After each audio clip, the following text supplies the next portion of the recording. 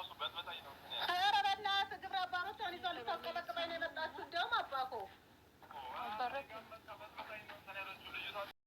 እኔ እንጃ እኔ መስሎኝ ዞር በል በእናትህ። እሱማ አባኮ እስቴዲየም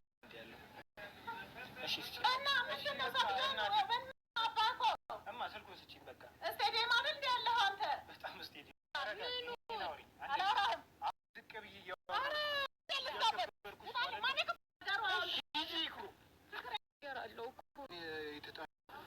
ያቺ ልጅ እና እሱ እኔ አልጋለቸውና ወንድሙ ነኝ መከታው ነኝ ጋሻው ችግር የለውም። ወንድም የላቸው ያለው ለሱ ሆነ ተረጋጊ። አሁን ቤት ነኝ መከታው ነኝ ጋሻው እኔ ላይ ተረጋጊ። ምንም የለኝም። እሺ እግዚአብሔር ተረጋጊ። ኢክራም ዛሬ በጣም ነው ያሳዘነችኝ። አብርሽ ወንድሙ ነኝ እኔ ወንድም የለኝም ስትል ወላሂም ባይን የመጣ አሰላም አለይኩም ወራህመቱላሂ ወበረካቱ። እንደውም የሌላ እምነት ተከታይ ሰላም እንዴት ናችሁ? ዛሬ በአዲስ ቪዲዮ መጥቻለሁ። ያው ድምጼ ብዙም አይሰማም ይቅርታ፣ ጉንፋን ስለያዘኝ። እንግዲህ አንዳንድ ጊዜ በህይወታችን ውስጥ የሚመጣው ነገር አላህ ስለሚጠላኝ ነው፣ አላህ አይወደኝም፣ አላህ እኔን ይፈትነኛል እንላለን። አንዳንድ ጊዜ የራሳችን ጥፋትን ተውና አላህ እንደዚህ ያደረገ እንላለን። አላህ እኛ ምንም አላደረገንም። አንደኛ ኢክራም በራሷ ጥፋት ነው። ሰዎች ስበቡን ያደረሱት። ማንኛውም ሰው በስበብ አስባብ ነው የሆነ ነገር የሚደርስበትና አላህ አንቺን ሊቀጣሽ ሊያስተምርሽ ነው ይሄንን ሙሲባ በህይወትሽ ያመጣው እንድትማሪበት ነው። ይሄንን ያመጣብሽ በወጣትነትሽ እንድትማሪ እንድትታረሚ ነው። አንደኛ አንቺ የገባሽበት የሄድሽበት መንገድ አደገኛ አላህን የሚያስቆጣ ሰውን የሚያሳዝን ስራን የሰራሽው።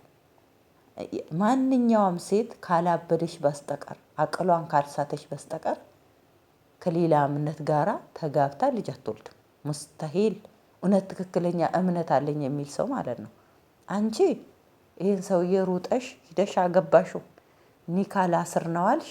በወሩ ነው እንደዛ እርጉዝ ነኝ አልሽ። አንደኛ የተወለደው ልጅ ዝሙት ነው። እንደገና ከሌላ እምነት ወልደሽ አቂቃ ካልተገበረ አቂቃ ሲጀመር የለም ያንቺ ልጅ ላይ አቂቃ እንዴት ነው የሚከበረው? አቂቃ እኮ የሚከበረው ሱብሃንአላህ ሐላል በሆነ መንገድ የተወለዱ ልጆች ናቸው።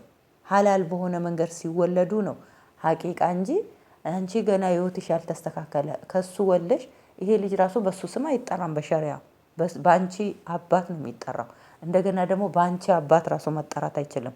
እኔ ሸሪዓው በእናቷ አባት ነው የሚጠራው። ከተሳሳትኩኝ አርሙኝ። ለምን አሁን በኢክራም አባት ነው መጠራት ያለበት? ለምን ልጁ የዝሙት ልጅ ስለሆነ።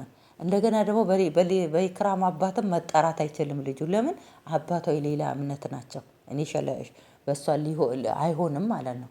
እንግዲህ አስቡ ልጁን ምንድነው ያደረገችው? በቃ ወላጅ አልባ እንደመሆን ማለት ነው።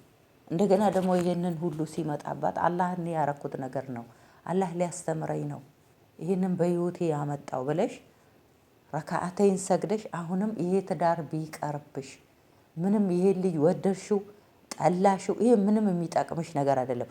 ገና በአንድ አመት ውስጥ እንደዚህ ሽከሌሌ የሚል ሰውዬ ማሻአላ ለይከት ወደ ሚዲያ አመጣሽው። ይሄው ቻናል ከፈተ። ከዚህ በኋላ ደግሞ ቻናሉ ላይ ሌላ ሴት እየቀያየረ ያመጣል። ከዛ በኋላ ይሸቅላል፣ የራሱን ኑሮ ይኖራል ማለት ነው። አንቺ ደግሞ እየነደርሽ ትኖሪያለሽ ማለት ነው። አንዳንድ ጊዜ የሆነ የማይጠቅሙንን ከህይወታችሁ ውልቅልቅ አድርገን እስከ መጨረሻው መተው ነው። እቺን ቋንጣ ኬት እንዳመጣት እኔ አላቅም። እሱም ማክሱን አውጥቶ ይህን ሽማግሌ ማለት ነው ሚዲያ ላይ ማውጣት ያለ ምክንያት አይደለም እየተደበቀ ያለው ማለት ነው። እንደገና ደግሞ ይመስለኛል ፊቱ ራሱ ስለሚያስጠላ የሆነ መጋዣ ነገር ስለሆነ ነው ማክስ የለበሰው። ወይ የሆነ ዘራፊ የሆነ ተንኮል ቢሰራ ነው እንጂ ያለ ምክንያት አይደለም ማክስ የለበሰው ያለው። በእኔ ታፍራለህ እንዴ አለችው። ዱላ አትሏት ምን አትሏት። የሰው ትዳር ላይ ፊት ብላችሁ ገብታችሁ የሰውን ትዳር እያመሰቃቀላችሁ ማለት ነው። ለዚችኛዋ ያልሆነ ባል ላንቺም አይሆንሽ፣ ሙስተሂል አይሆንም። ደግሞ እናቱ ደግሞ እንደዚህ የምትቅለበለብ እስቲ ቆይ እንደው አሁን አብርሽ ልንገርሽ፣ ላስረዳሽ፣ መረዳት አትፈልግም። ወላሂ መስማት አትፈልግም። እናቱ ምንም ነገር መስማት አትፈልግም። በቃ መዝለል ነው። ምንም ሳይላት ነው ብድግ ብላ ልትማታ ነው እንዴ ያለችው። እውነት እናቱን አይተሽ ልጁን አግቢ እናቷን አይተሽ ልጇን አግቢ የሚባለው አባባል ወረቢ ትክክል ትክክል።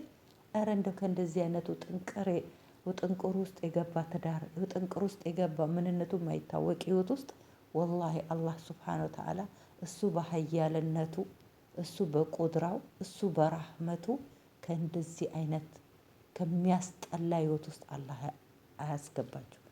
ከእንደዚህ አይነት ከማየትም ከመስማትም አላህ ያርቀን ሁላችንም። እንደዚህ አይነት በእምነታችሁ የተጨመላለቀ በቤተሰብ የተጨመላለቀ ከቤተሰብ ከሚዲያ ከምን ክብር የሌላችሁ አላህ ከእንደዚህ አይነት ሁላችንንም ያርቀን።